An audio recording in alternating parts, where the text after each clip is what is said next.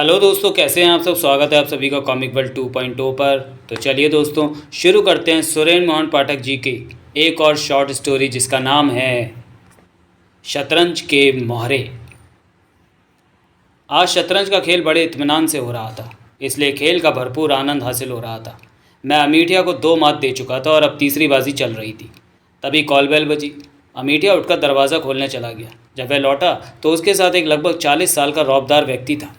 ये captain call है, अमीठिया उससे मेरा परिचय कराता हुआ बोला। मिलिट्री इंटेलिजेंस से संबंधित हैं।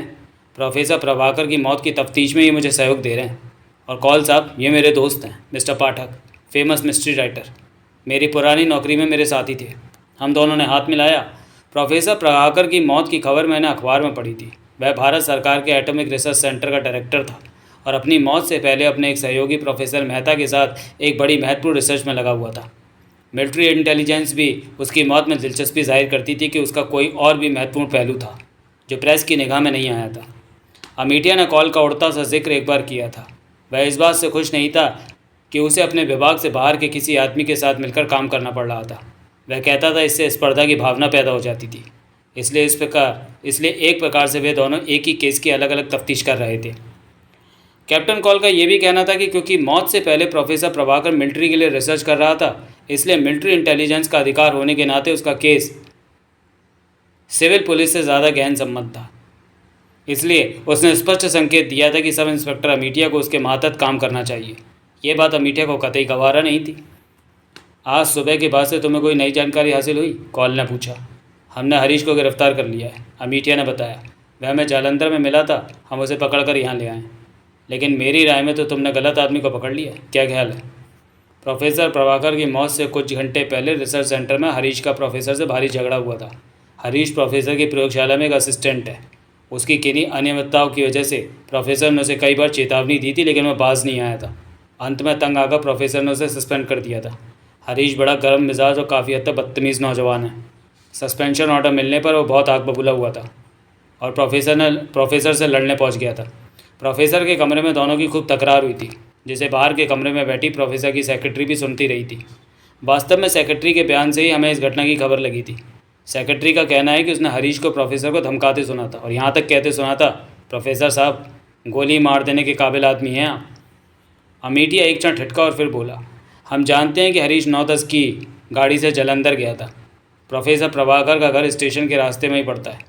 स्टेशन पहुंचने के लिए प्रोफेसर के घर के आगे से गुजरना ज़रूरी होता है। हरीश 9:05 तक स्टेशन पहुंच गया था। प्रोफेसर मेहता के बयान से मालूम होता है कि प्रोफेसर प्रभाकर को 9 बजने के 1 या 2 मिनट बाद गोली लगी थी। इन हालातों में मुझे तो नहीं लगता कि हमने किसी गलत आदमी को पकड़ लिया।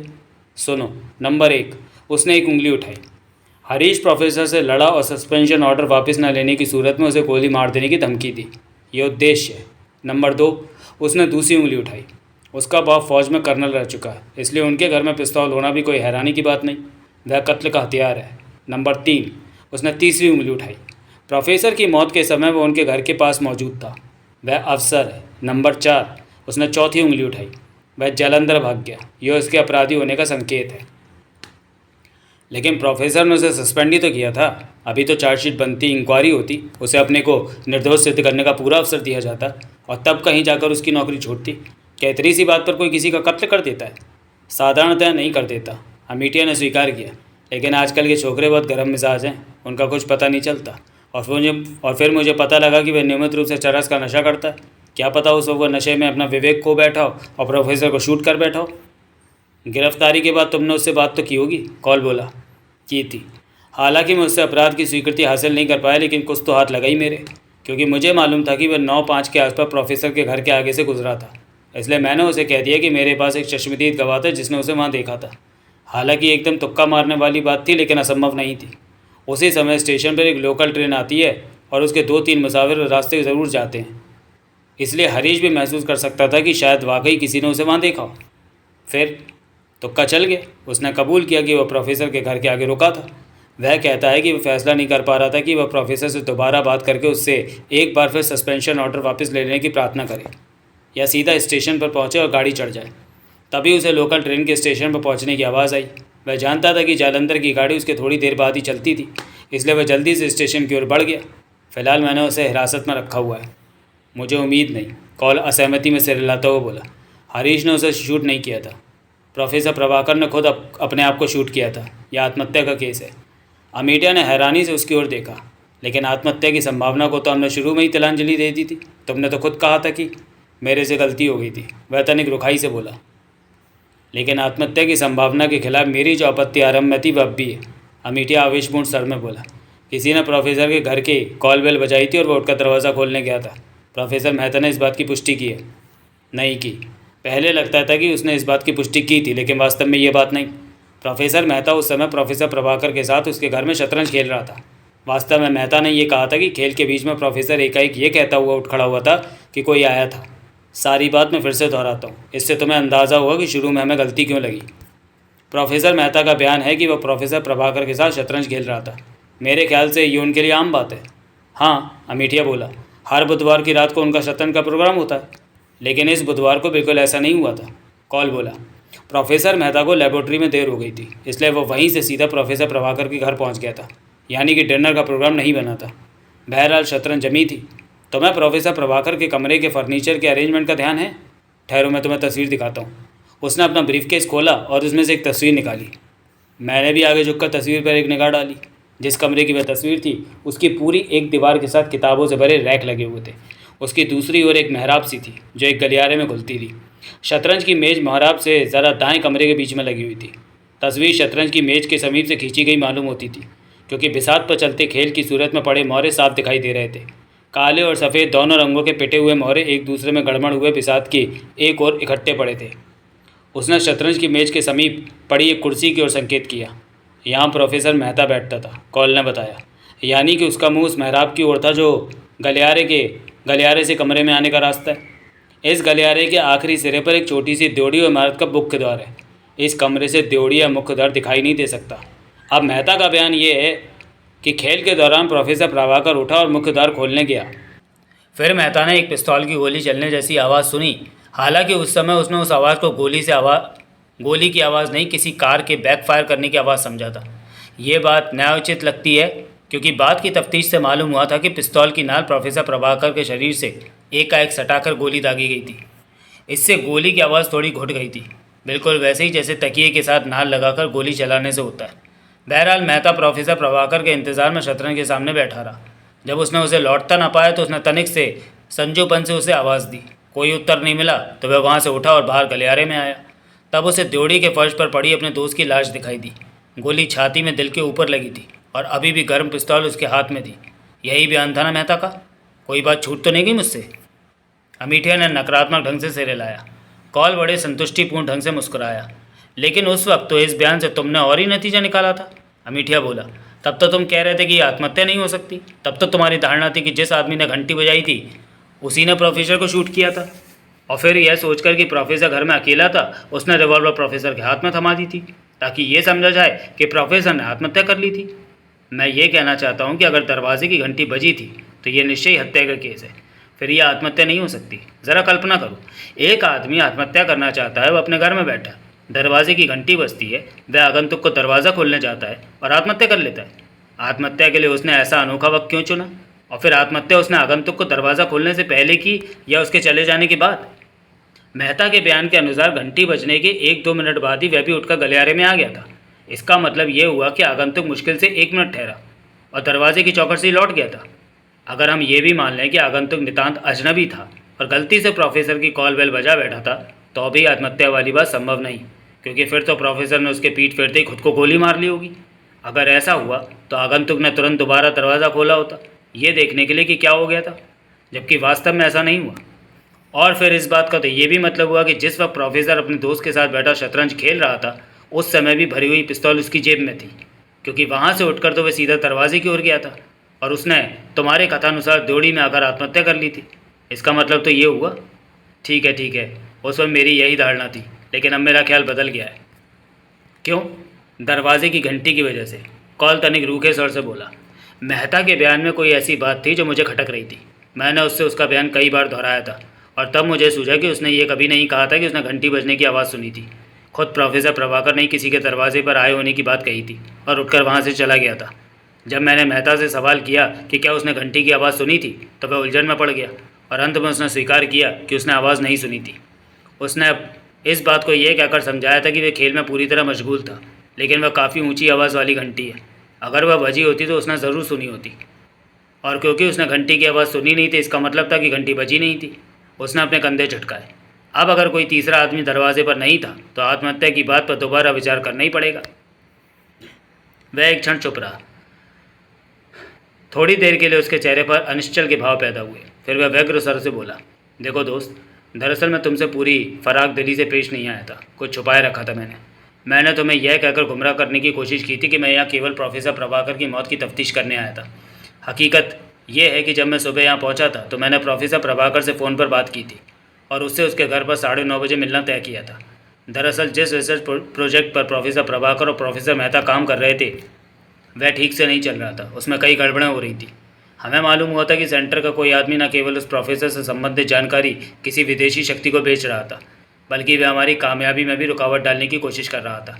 शायद इसलिए कि जिस विदेशी शक्ति को वह प्रोजेक्ट से संबंधित जानकारी बेच रहा था वह उसमें हमसे पहले कामयाब हो जाए। मिसाल के तौर पर कई बार लेबोरेटरी के ऐसे बड़े नाजुक यंत्रों को नुकसान पहुंचा पाया गया था जिनकी मरम्मत हो नहीं सकती थी और जिनके स्थान पर नए यंत्रों का इंतजाम करने में महीनों लग सकते थे। वास्तव में मैं इन्हीं गड़बड़ों की तहकीकात करने के लिए यहाँ आया था। यह तो एक अतिरिक्त घटना है कि मेरे आने के बाद प्रोफेसर प्रभाकर की मौत भी हो गई। वह एक क्षण ठिठका और फिर बोला, आत्महत्या की संभावना जब फिर से मेरे दिमाग में घर कर गई तो मैंने रिसर्च सेंटर में चल रही गड़बड़ों के बारे में प्रोफेसर मेहता से बात की। वह फट पड़ा। उसने कबूल किया कि उसे भी थोड़े अरसे से प्रोफेसर प्रभाकर पर संदेह था और उसने इस संदर्भ में चुपचाप थोड़ी बहुत तफ्तीश भी की थी। हालांकि उसे विश्वास था कि प्रोफेसर प्रभाकर अपराधी था, लेकिन खुलेआम उस पर इल्ज़ाम लगाने की उसकी हिम्मत नहीं हुई। लेकिन उसने प्रोफेसर प्रभाकर को संकेत दे दिया था कि वह उसकी हरकतों की जानकारी रखता था। उस शाम शतरंज के खेल के दौरान उसने कई बार प्रोफेसर प्रभाकर को शतरंज के बहाने ऐसे संकेत दिए थे। मिसाल के तौर पर, अगर तुम इसी राह चलते रहोगे तो खतरे में पड़ जाओगे। जैसे दो अर्थी बात उसने प्रोफेसर प्रभाकर को कही जो शतरंज के खेल के संदर्भ में कही जाती थी, लेकिन सेंटर में जो गड़बड़ कर रहा था उससे भी रिश्ता रखती थी। थोड़ी देर बाद जब प्रोफेसर प्रभाकर को मेहता की दो अर्थी बातों का दूसरा अर्थ समझ में आना शुरू हुआ था तो वह परेशान हो उठा था। मेहता कहता है कि वह बार बार होठों में बुदबुदा रहा था, मैं क्या करूं। फिर उत्तर में मेहता ने एक चाल चलते हुए कहा था, हार मान लो। उसके बाद ही प्रोफेसर प्रभाकर ने बाहर किसी के आए होने की बात कही थी और मेज़ से उठकर चला गया था।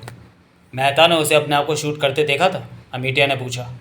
उसने प्रोफेसर प्रभाकर को मेहराब से गुजरते देखा था। गलियारे में बाईं ओर द्योड़ी की तरफ जाने के स्थान पर वह दाईं ओर गया था, जिधर कि उसका बेडरूम है। मेरा ख्याल है कि वह बेडरूम में पिस्तौल लेने गया था। फिर वह वापस आया और मेहराब के आगे से गुजरता हुआ गलियारे की तरफ बढ़ गया।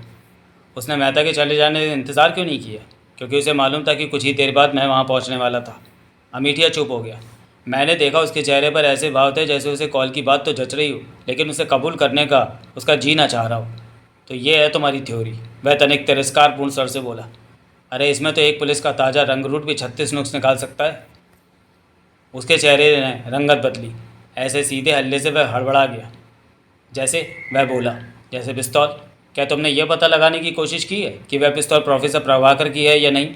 जैसे प्रोफेसर प्रभाकर ने आत्महत्या के लिए द्योड़ी को क्यों चुना? जिस घर में इतने कमरे हों उसका मालिक आत्महत्या के लिए द्योड़ी को क्यों चुनेगा? मेहता ने झूठ इसलिए बोला था क्योंकि प्रोफेसर प्रभाकर उसका दोस्त था, कॉल ने जवाब दिया।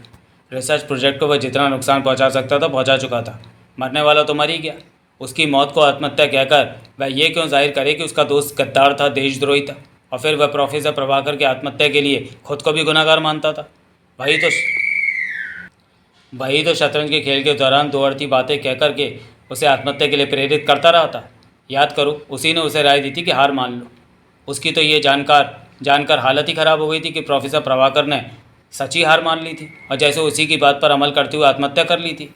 और पिस्तौल? उसका कोई विशेष महत्व नहीं, कॉल लापरवाही से बोला। पिस्तौल उसके पास कहीं से भी आई हो सकती है, हम बाद में पता लगा लेंगे, लेकिन तुम्हारी वह बात बहुत ज़्यादा महत्वपूर्ण है कि उसने आत्महत्या के लिए द्योड़ी को क्यों चुना। इस बारे में पहले मैं ये कहना चाहता हूँ कि शायद तुमने प्रोफेसर प्रभाकर के घर को गौर से नहीं देखा। कुछ साल पहले उसकी बीवी मर गई थी। जब से उसकी बीवी मरी है उसके मकान के अधिकतर कमरों को बंद कर दिया गया था। हालांकि उस इमारत में 7 कमरे हैं, लेकिन उसकी बीवी की मौत के बाद से 5 स्थायी रूप से बंद हैं। केवल 2 कमरे प्रोफेसर इस्तेमाल करता है। वह कमरा जिसमें शतरंज हो रही थी और दूसरा उसका बेडरूम। वह शतरंज वाले कमरे में तो आत्महत्या कर नहीं सकता था क्योंकि वहाँ प्रोफेसर मेहता मौजूद था और वह निश्चय ही उसे ऐसा करने से रोकता। बाकी रहा बेडरूम, जो कि आत्महत्या के लिए बड़ी मुनासिब जगह थी। अगर एक बात ना होती, बेडरूम में प्रोफेसर की दिवंगत पत्नी की एक विशाल पोर्ट्रेट लगी हुई है। वह कुछ ऐसी स्थिति में वहाँ लगी हुई है कि आप कमरे में कहीं भी क्यों ना खड़े हों, उसकी निगाहें आपकी ओर उठी मालूम होती हैं। मेरे ख्याल से इसी बात ने उसे बेडरूम में आत्महत्या करने से रोका। ये एक नहायत लचर दलील है। मुमकिन है, वह बड़े इत्मीनान से बोला। ये मेरा जाती ख्याल है जो मैंने तुम पर जाहिर किया है, लेकिन प्रोफेसर ने आत्महत्या की है। ये बात सिद्ध करने के लिए मेरे पास एक और बड़ा अकाट्य सबूत है। क्या? मैंने प्रोफेसर प्रभाकर पर पैराफिन रेस्ट किया था और उसका नतीजा पॉजिटिव निकला था। पैराफिन रेस्ट नहीं, पैराफिन टेस्ट। ओह, अमीठिया यूँ बोला जैसे अब हार मानने के अलावा कोई चारा ना हो। पैराफिन टेस्ट क्या होता है? मैंने पूछा। कॉल के आने के बाद से मैं पहली बार बोला था। ये एक बड़ा निश्चित टेस्ट होता है, अमीठिया बोला। इसकी एक वैज्ञानिक बुनियाद है और इसके नतीजे को अकाट्य माना जाता है। हर पिस्तौल, चाहे वह कितनी बढ़िया क्यों ना बनी हो, थोड़ी बहुत बैकफायर ज़रूर करती है। गोली चलाने के बाद थोड़ा बहुत जला हुआ बारूद पीछे को भी उड़ता है और उस आदमी के हाथ पर छिटक जाता है जो पिस्तौल थामे होता है। वह बारूद खाल के छिद्रों में घर कर लेता है और आसानी से धोया नहीं जा सकता। ऐसे हाथ पर पिघली हुई पैराफिन डाली जाती है। जब पैराफिन सूख जाती है तो वह दस्ताने की तरह हाथ से उतर जाती है। फिर पैराफिन को बारूद के लिए टेस्ट किया जाता है। अगर वह टेस्ट पॉजिटिव हो तो निश्चित रूप से समझ लिया जाता है कि जिस आदमी के हाथ पर टेस्ट किया गया था उसने पिस्तौल चलाई थी। ये एक अकाट्य सबूत है, कॉल बोला। सबूत? मैं बोला। मैं भी यही सोच रहा था कि आप सबूत का मुआयना करना कैसे शुरू करेंगे। क्या मतलब? कॉल हैरानी से बोला। उसने यूं मेरी ओर देखा था जैसे मेरा बोलना उसे नागवार गुजरा हो। ज़रा कमरे की तस्वीर को देखिए, मैं बोला, ख़ास तौर से शतरंज के खेल को। दोनों गौर से तस्वीर देखने लगे। क्या खास बात है इसमें? अमीठिया बोला। पहले एक बात बताओ, मैं बोला। यह घटना स्थल की तस्वीर है। शतरंज के मोहरे जिन स्थितियों में दिखाई दे रहे हैं वे उन्हीं में रखे पाए गए थे। हाँ। किसी मोहरे को छेड़ा नहीं गया? कतई नहीं, हाथ तक नहीं लगाया गया। गुड। अब मैं तुम्हें तस्वीर के अनुसार मोहरे जमा कर दिखाता हूँ। मैंने बिसात फैलाई और डिब्बे में रखे मोहरों को उसके बगल में उलट दिया। फिर मैंने एक एक करके वे मोहरे उठाने आरंभ कर दिए जो तस्वीर में बिसात पर रखे दिखाई दे रहे थे और उन्हें तस्वीर में ही प्रदर्शित स्थितियों में बिसात पर रखना आरंभ कर दिया। यह वह स्थिति है जिसमें घटना स्थल पर शतरंज की बाजी जमी मिली थी। अंत में मैं बोला, अमीठिया, अब ज़रा देख कर बताओ कि बाजी के इस अंदाज से तुम्हें क्या कुछ सूझता है? अमीठिया गौर से शतरंज देखने लगा। शतरंज के खिलाड़ी हो, तुम्हें को सूझना चाहिए। अरे, एकाएक अमीठिया के नेत्र चमक उठे। ये तो जबरॉस्की गैबिट है और इसे बहुत दक्षता से खेला गया है। जबरॉस्की गैबिट क्या होता है? कॉल ने पूछा। यह शतरंज के खेल को एक बड़े विशिष्ट जबरॉस्की नामक रूसी खिलाड़ी द्वारा स्थापित ढंग से शुरू करने का तरीका होता है। पिछले रविवार के अखबार में इसका नक्शा छपा था। जबरॉस्की गैम्बिट को बहुत कम इस्तेमाल किया जाता है क्योंकि ये बड़ा खतरनाक खेल है। ज़रा सी चूक हो जाने पर जीती हुई बाजी हारने की नौबत आ जाती है। ये दिलचस्प इसलिए कि शुरुआत की पेचीदगियों को अगर खिलाड़ी संभाल जाए तो बाद में घोड़ों की स्थिति ऐसी हो जाती है कि निश्चित जीत होती है। पाठक, शायद तुम ये सोच रहे हो कि जो आदमी इतने मानसिक तनाव में हो कि आत्महत्या करने वाला हो, वह खेल की इतनी कठिन शुरुआत नहीं करेगा, और करेगा तो इसे इतनी दक्षता से खेल नहीं पाएगा, है ना? हकीकत यह है कि मैं बिसात पर रखे हुए मोहरों के बारे में नहीं सोच रहा था, मैं धीरे से बोला। दरअसल मैं बिसात से अलग रखे हुए पिटे हुए मोहरों के बारे में सोच रहा था। उनमें क्या खास बात है? सारे पिटे हुए मोहरे, काले भी और सफ़ेद भी, एक दूसरे से गटमट बिसात के एक और इकट्ठे पड़े हैं। हाँ, फिर क्या हुआ? यह हुआ कि मोहरों की स्थिति यह जाहिर करती है कि बाजी खेली ही नहीं गई, केवल मोहरों को जबरॉस्की गैम्बिट के अनुसार बिसात पर सजा दिया गया है। ये कैसे कह सकते हो तुम? देखो, शतरंज इंसान वैसे ही खेलता है जैसे कोई लिखता है, टेनिस या बैडमिंटन खेलता है। अर्थात अगर वह व्यक्ति दाएं हाथ से काम करने वाला है तो वह खेल के दौरान मोहरे चलने के लिए भी दाएं हाथ का इस्तेमाल करेगा और विपक्षी के पिटे हुए मोहरे चलने के लिए भी दायां हाथ ही इस्तेमाल करेगा और विपक्षी के पिटे हुए मोहरे बिसात से उठाने के लिए भी दायां हाथ ही इस्तेमाल करेगा। इस प्रकार पिटे हुए काले मोहरे एक और अर्थात सफ़ेद मोहरों से खेलने वाले खिलाड़ी की दाईं और सफ़ेद मोहरे काले मोहरे से खेलने वाले खिलाड़ी की दाईं ओर पड़े दिखाई देने चाहिए थे। अर्थात दोनों रंगों के पिटे हुए मोहरे बिसात की दो साइडों पर एक दूसरे से अलग होने चाहिए थे, जबकि वास्तव में सारे पिटे हुए मोहरे एक दूसरे में गडमट हुए बिसात की ओर इकट्ठे पड़े पाए गए थे। अगर बाजी वास्तव में खेली गई होती तो ऐसा ना होता। तब पिटे हुए मोहरे उस स्थिति में पाए जाते जो कि मैंने अभी बताई। मैं चुप हुआ तो कॉल मेरी ओर यूं देखने लगा जैसे मेरे सिर पर सींग निकल आए। लेकिन ऐसा क्यों? वह असहिष्णुता पूर्ण स्वर से बोला और उसने और किसने किया ऐसा, प्रोफेसर प्रभाकर ने या मेहता ने? मेहता ने, मैं बड़े इत्मीनान से बोला। क्यों? मेहता ने क्यों? और प्रोफेसर प्रभाकर ने क्यों नहीं?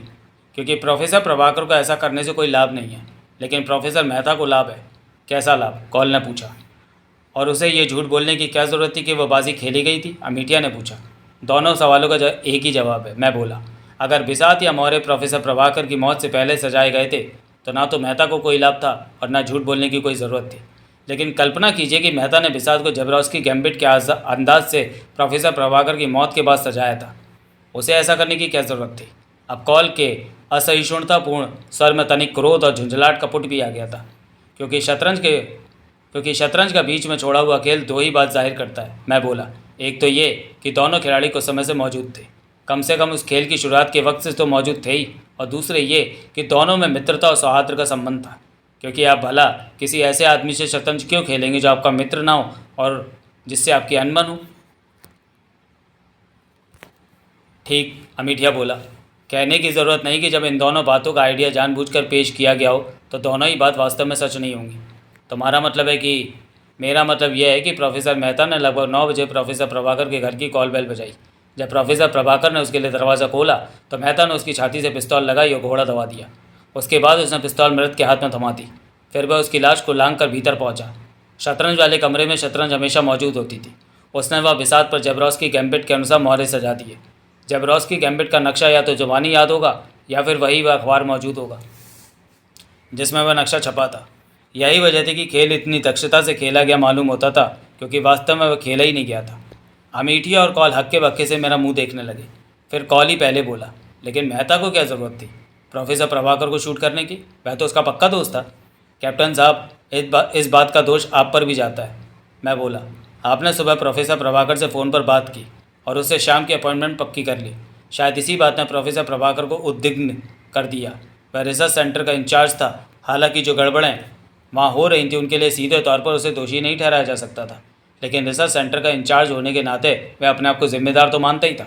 उसने मित्र और सहयोगी प्रोफेसर मेहता को भी तुम्हारी टेलीफोन कॉल के बारे में बताया होगा, और मेहता जानता था कि अगर एक बाहरी आदमी ने आकर तफ्तीश आरंभ की तो उसकी पोल ज़रूर खुलेगी कि वास्तव में गद्दार वह था। जो गड़बड़ हो रही थी वे सब उसकी करतूत थी। उसे अपना बचाव इसी में दिखाई दिया कि वह आपके सामने कोई बलि का बकरा पेश करे, ताकि उसकी अपनी करतूतों का दोष उस बलि के बकरे के मत्थे मढ़े जा सके। आप समझ ही रहे हैं कि प्रोफेसर प्रभाकर ने आत्महत्या कर ली है। निश्चय ही आप इसी नतीजे पर पहुँचे होंगे कि गद्दार भी वही था, वरना तुम्हारे आगमन की खबर सुनकर उसने आत्महत्या क्यों कर ली? कहने का तात्पर्य यह है कि अपनी जान बचाने के लिए मेहता ने प्रोफेसर प्रभाकर को बलि का बकरा बनाया था। बड़ी खूबसूरत कहानी, कॉल मुंह बिगाड़ कर बोला। लेकिन भाई साहब, है कहानी। आप शायद भूल गए हैं कि मेरे पास प्रोफेसर की मौत आत्महत्या सिद्ध करने वाला एक अकाट्य प्रमाण है। पैराफिन टेस्ट से निर्विवाद से यह सिद्ध हुआ है कि प्रोफेसर की पिस्तौल प्रोफेसर प्रभाकर ने चलाई थी। इस केस में आपका पैराफिन टेस्ट ठीक होते हुए भी कतई कुछ नहीं सिद्ध करता, मैं बोला। लेकिन वह तो एक गारंटीशुदा टेस्ट है पाठक, अमिटिया ने भी टेस्ट की हिमायत की। वह टेस्ट केवल एक बात सिद्ध करता है, मैं बोला। प्रोफेसर प्रभाकर का हाथ पिस्तौल के पीछे था। फिर मान लो अमेठिया कि कोई तुम्हारे घर की घंटी बजाता है और जब तुम दरवाज़ा खोलते हो तो कोई तुम्हारी छाती पर पिस्तौल रख देता है, तुम क्या करोगे? मैं झपट कर उसका हाथ पकड़ लूँगा। बिल्कुल। और अगर उसी क्षण वह तुम पर फायर कर दे तो बारूद के कण उड़कर उसके हाथ के साथ साथ तुम्हारे हाथों पर भी छितरा जाएंगे या नहीं? अब कैप्टन कॉल के चेहरे से असहिष्णुता, झुंझलाहट और क्रोध के तमाम भाव गायब हो चुके थे। वह मंत्रमुग्ध सा मुझे देख रहा था। मेहता को गिरफ्तार करवाओ, एकाएक वह तीव्र स्वर में अमिटिया से बोला। वे बारूद के कण आसानी से धोए नहीं जा सकते और कपड़ों पर से तो उन्हें हटाना और भी कठिन है। मैं मेहता पर पैराफिन टेस्ट करवाता हूँ। अमिटिया फ़ोन करने में जुट गया। थोड़ी देर बाद उसने फ़ोन रख दिया और कॉल से बोला, मैंने आदेश दे दिया है, मेहता को हिरासत में लेकर पुलिस हेडक्वार्टर के इंटरोगेशन रूम में पहुँचा दिया जाएगा। गुड, वह बोला, मैं भी वहीं जाता हूँ। उसने अपना ब्रीफकेस उठाया और बिना किसी का अभिवादन किए वहाँ से चला गया। तुम्हारा यार खामखा इतनी हड़बड़ी मचा रहा है, मैं बोला। प्रोफेसर मेहता को हत्यारा सिद्ध करने वाला मैं अभी एक और सबूत पेश कर सकता था। कौन सा? अमिटिया उत्सुकता से बोला।